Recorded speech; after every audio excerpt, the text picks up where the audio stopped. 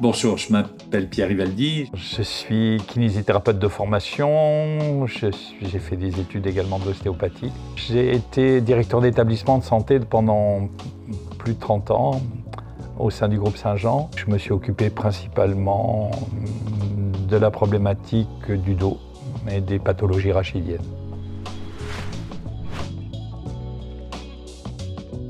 En fait, la différence fondamentale qu'il y a entre ces deux coussins, c'est qu'il y a un coussin qui m'impose quelque chose et un coussin qui considère l'information que je lui donne.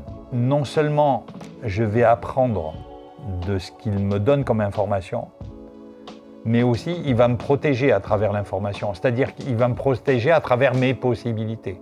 Là, je vais être sur un coussin qui m'impose l'assise.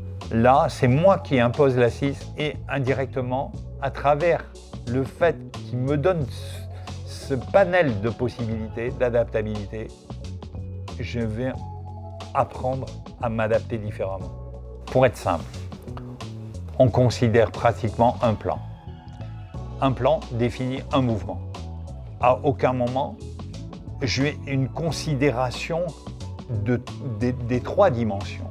C'est-à-dire qu'on s'adapte, le mouvement, il s'effectue dans trois dimensions. C'est de considérer l'individu dans un espace qui est tridimensionnel et non pas dans un plan. C'est pour ça que la réflexion du professeur Dubouché a tout son sens et toute la pertinence. Si vous considérez l'individu dans un plan, vous vous trompez parce que c'est une image. Ça ne peut pas être une notion de mouvement. Donc s'il n'y a pas de notion de mouvement, il n'y a pas d'adaptabilité. Donc ça veut dire que ce type de coussin, ne serait-ce que par la déclive, on impose au corps d'avoir une déclive. C'est-à-dire que vous voyez bien que le coussin est plus petit, moins épais ici qu'en arrière. Ça veut dire que quelque part, on impose, si vous voulez, à votre assise, le fait de s'incliner vers l'avant. Certaines personnes, ça peut les satisfaire, mais ça les satisfait que dans le plan qui va être ce plan-là. Nullement dans ce plan-là, dans ce plan-là ou dans ce plan-là. Ça veut dire que quelque part, non seulement vous imposez un plan, vous imposez une incidence, mais quelque part, vous ne savez pas si l'incidence que vous imposez est adaptée au cône de l'individu. On a souvent essayé de répondre à la douleur d'appui par la qualité du coussin, comme si quelque part, on voulait augmenter l'aspect amortisseur, considérant que c'était les contraintes qui étaient le seul objet qu'il fallait considérer. C'est pas faux que la contrainte, bien évidemment d'appui, elle est essentielle. Mais à travers ce que j'ai dit, ce qui compte le plus, c'est le potentiel d'adaptabilité. C'est-à-dire que, en fait, je m'assois, mais je ne suis pas statique sur un coussin. C'est-à-dire, ça veut dire que, quelque part, je vais chercher ma position. Ce qui est important, c'est que le coussin puisse répondre à ma demande. Pas à sa demande, à ma demande. C'est ça qui est essentiel. Sur ce type de coussin, c'est vous qui êtes l'inducteur, c'est le patient qui devient l'inducteur. C'est-à-dire c'est lui qui, à travers son besoin, va définir son cône d'adaptabilité. Notre but là-dedans, ça va être véritablement de protéger le patient dans son adaptabilité. Et ça, c'est essentiel. C'est-à-dire de lui permettre d'avoir, lui, son propre champ d'induction. C'est bien souvent toute la différence. C'est pas parce qu'on va permettre à votre corps de trouver une position idéale en position assise et qui va spécifiquement pouvoir s'adapter à l'information que vous lui donnez. Pourquoi cela ? Parce qu'il a mis peut-être 25 ou 30 ans à s'adapter à des douleurs progressives, à des contraintes progressives, et que du jour au lendemain, vous lui dites écoute, on a bien identifié ton cône d'adaptabilité, on va te mettre sur le coussin, toute la colonne va s'adapter. Ça ne marche pas comme ça. Ça marche pas comme ça. C'est-à-dire que le corps, il a une mémoire posturale. Il l'a construit pendant des années. Du jour au lendemain, vous mettez une assise. À travers cette assise, vous redonnez des informations qui sont différentes puisque quelque part, s'il a moins mal, c'est qu'en position assise, c'est que quelque part, il y a des choses qui ont changé. à travers ces choses qui changent au niveau du bas de votre dos. Il faut bien vous dire que ça ne s'arrête pas au bas de votre dos. Ça va remonter le long de votre colonne, ça va jusqu'au cervical, voire au crâne. Et à partir de ce moment-là, vous pouvez avoir ce qu'on appelle des douleurs induites.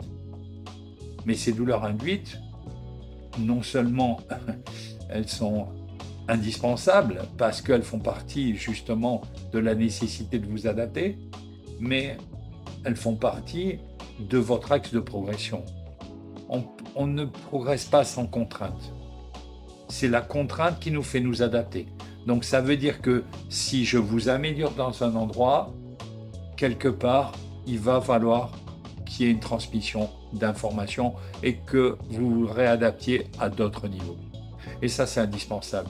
Donc, il ne faut pas lâcher prise en vous disant « Ah, mais non, mais de toute façon, ça ne me va pas parce que c'est sûr, j'ai plus mal au dos en bas, mais je me retrouve avec des douleurs dorsales ou cervicales. » C'est simplement parce que votre corps, il est en train d'engrammer, c'est-à-dire de se réimprégner, de redéfinir un schéma moteur cohérent.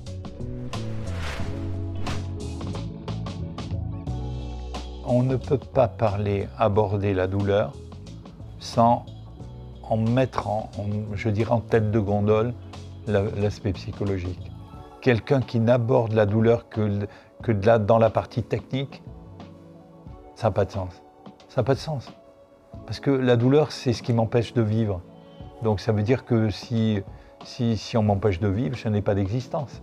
Donc ça veut dire que c'est ma douleur qui est la clé de l'existence. C'est moi et je dirais l'absence.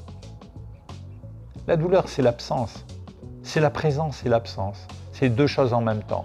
C'est-à-dire c'est l'absence de relation, l'absence de ce que je pouvais faire avant que je ne peux plus faire, et c'est la présence éternelle de ma douleur. Mais je crois qu'à travers ça, il faut faire la nuance entre deux choses, entre douleur et souffrance. La douleur, je dirais qu'elle est physique. La souffrance, elle est psychique. La souffrance, c'est les difficultés que j'ai à continuer mon chemin, quoi.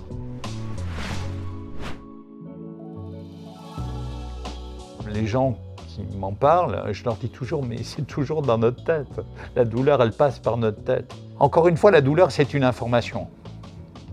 À travers cette information, il faut qu'on la considère.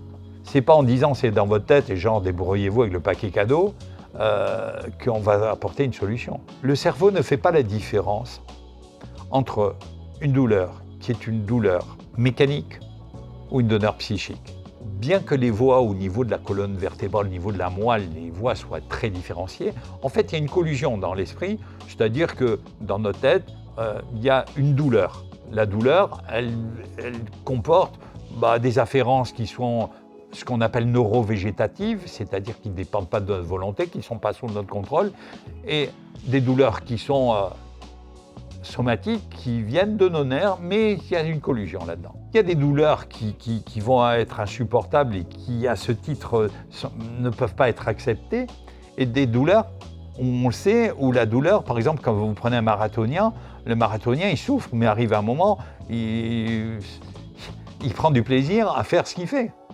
Donc ça veut dire que ça dépend de la valence qu'on y porte. La valence, ça peut être positive ou négative.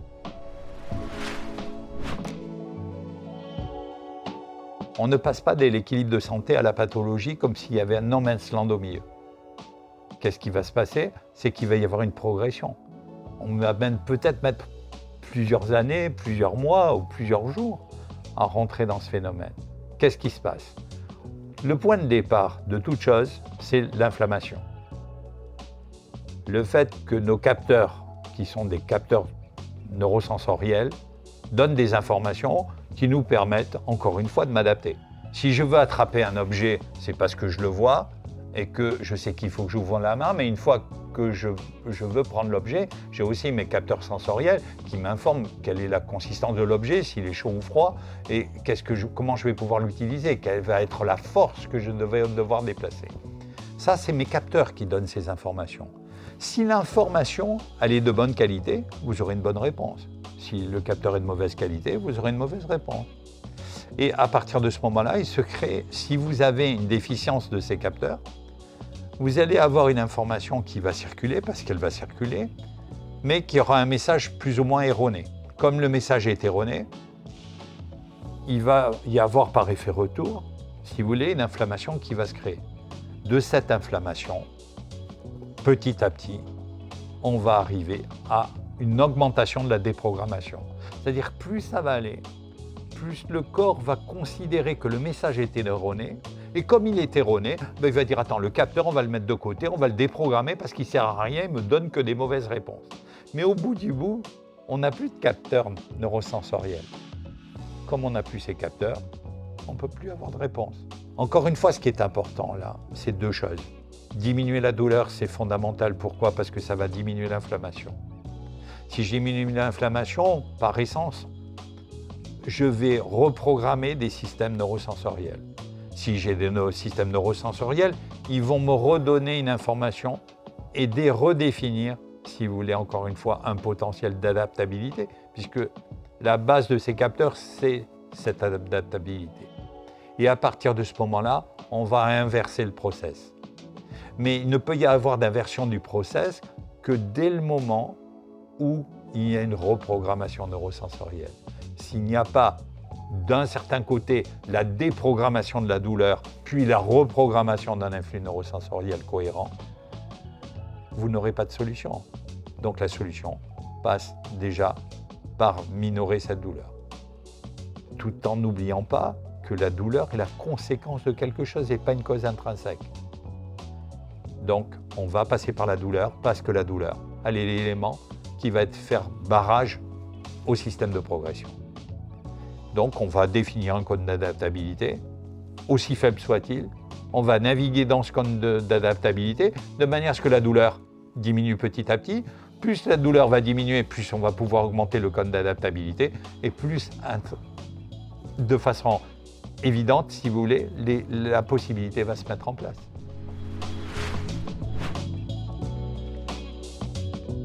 L'adaptabilité, c'est la manière de pouvoir m'adapter aux contraintes que je subis.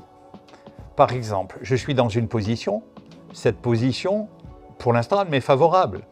Je suis détendu, c'est ce que Dubousset d'ailleurs appelle le cône de stabilité, parce que le cône de stabilité, ça me permet d'être agréablement dans cette position-là. Mais peut-être dans 40 secondes, j'ai besoin de me trouver dans cette position-là. Et puis, non, en fait, j'étais mieux comme ça. Je vais recroiser ma jambe.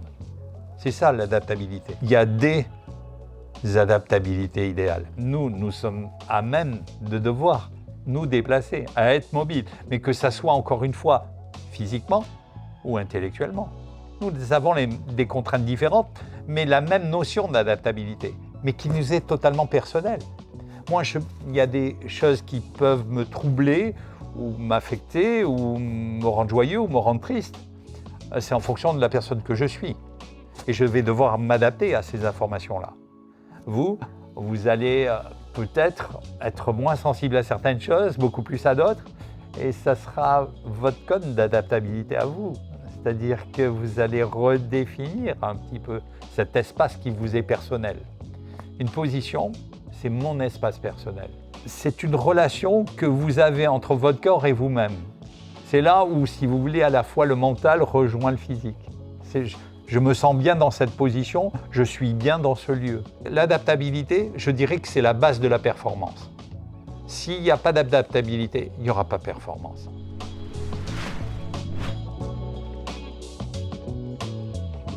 L'adaptabilité, c'est vraiment l'essence même de tout organisme vivant.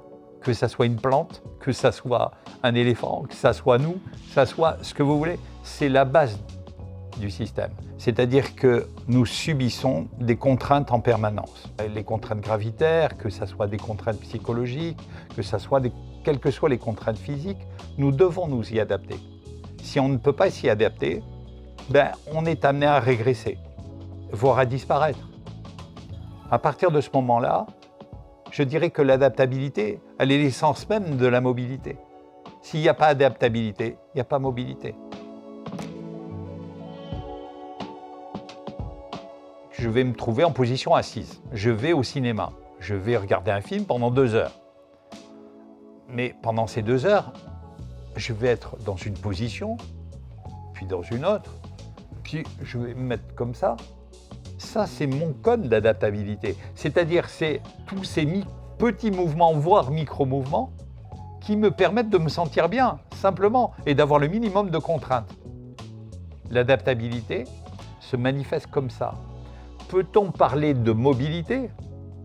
Oui, dans le sens que la mobilité, c'est un ensemble de moments d'adaptabilité.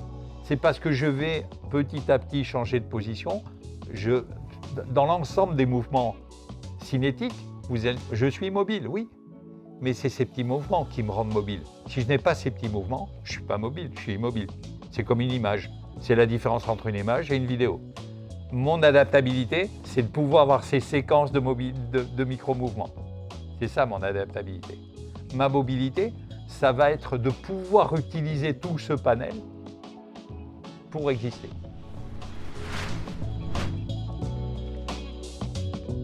Il faut le reconsidérer de deux façons. D'abord, il n'y a pas de fatalité, c'est-à-dire que ce n'est pas parce que j'ai des limites aujourd'hui que ce seront les mêmes limites que demain. L'apprentissage que je peux avoir va me faire évoluer intellectuellement, me faire comprendre certaines choses et me faire mieux m'adapter à d'autres. Mais de la même façon, si je suis limité parce que quelque part morphologiquement je suis limité par certains mouvements, je vais devoir trouver des stratégies d'adaptabilité de manière à pouvoir être en équilibre.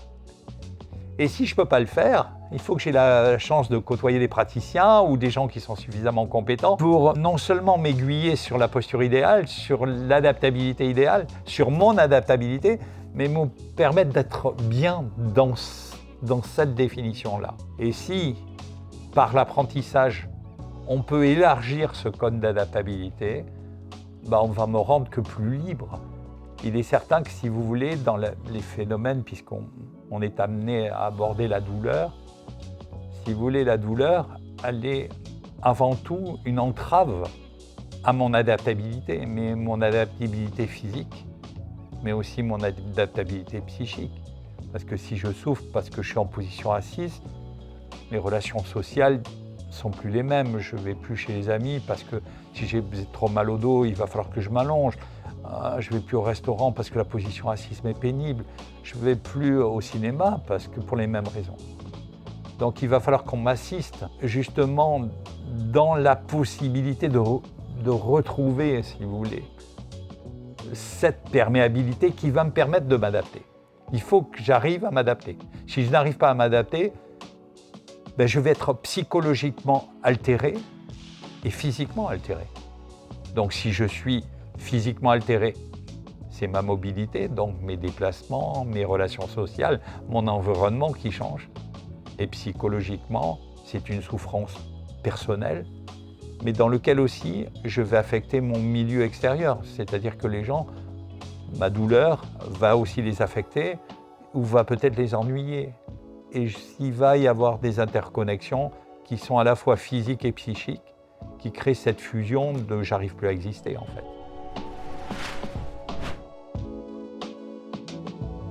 Dès le moment où on veut aider les gens, il faut être en relation avec eux. Si vous n'êtes pas en relation avec eux, vous ne pouvez pas les aider parce que quelque part, vous ne rentrez pas dans leur sphère. Vous n'avez pas cette proximité qui est nécessaire. Quand les gens nous parlent, c'est pour être entendu. Mais ce n'est pas pour être écouté. Ce n'est pas de la plainte pour de la plainte. C'est à travers ce qu'ils énoncent, c'est d'être compris. Et à travers cette compréhension, c'est considérer ce qu'ils sont à travers leurs problèmes. Mais ce n'est pas simplement parler de leur douleur, c'est l'altération de leur vie. Et ce qui est important là-dedans, c'est de leur montrer qu'ils peuvent faire des choses et que ça redevient possible. C'est vraiment cette notion du possible qui est importante. Vous voyez, on parlait de douleur, donc on peut parler technique, de l'inflammation, de tout ce qu'il y a derrière, il n'y a aucun problème. À partir de là, on sait qu'on a des ruptures d'information qui sont liées au fait que ça fait longtemps qu'on souffre, que ces capteurs sont altérés. Et donc, par essence, on a une adaptabilité qui va petit à petit décroître. Mais je dirais que l'espoir, c'est remonter la pente. Remonter la pente veut dire quoi? C'est simplement donner au patient la possibilité de moins souffrir. Mais pas, je dirais, par de la médication, mais simplement en considérant leur code d'adaptabilité, ce qu'eux sont capables de faire. Se dire, écoute, assis pendant tant que tu es assis, pendant 1 heure ou 2, tu n'as plus mal, tu as moins mal. La douleur a diminué de 30, 40, 50, 60%. Comme ils vous auront moins mal, les influx neurosensoriels nociceptifs, c'est-à-dire ce qui véhicule la douleur, vont petit à petit se déprogrammer. Comme ils se déprogramment, quelque part, je suis plus adaptable, donc un peu plus mobile. C'est-à-dire que quelque part, je vais pouvoir osciller de plus en plus, pouvoir m'adapter de plus en plus, et ça me donne plus de liberté. Mais ça veut dire que quelque part, ah oui, mais ça veut dire, vous voulez dire par là que si je diminue ma douleur, en fait, je vais pouvoir faire plus de choses. Oui, vous allez pouvoir faire plus de choses. Donc en l'occurrence, l'objet que ce coussin que je vous montre, c'est simplement vous dire, de toute façon, dans un premier temps, on va essayer de vous diminuer votre douleur, de trouver la position qui est le plus adaptée à vous, pas à tout le monde, à vous. Et à travers ça, on va augmenter votre mobilité. À travers ça, vous allez apprendre. On va réimprégner la notion de mouvement. Et là, les choses vont être différentes. En fait, vous allez recréer votre code d'adaptabilité, vous allez le faire grandir en fait. C'est ça qui est important. C'est pas simplement un coussin pour être assis et poser ses fesses dessus, quoi. Le but, c'est quoi? C'est encore une fois que ce coussin, comme ça va vous permettre d'avoir moins mal, petit à petit, vous allez pouvoir en faire de plus en plus, mais de mieux en mieux.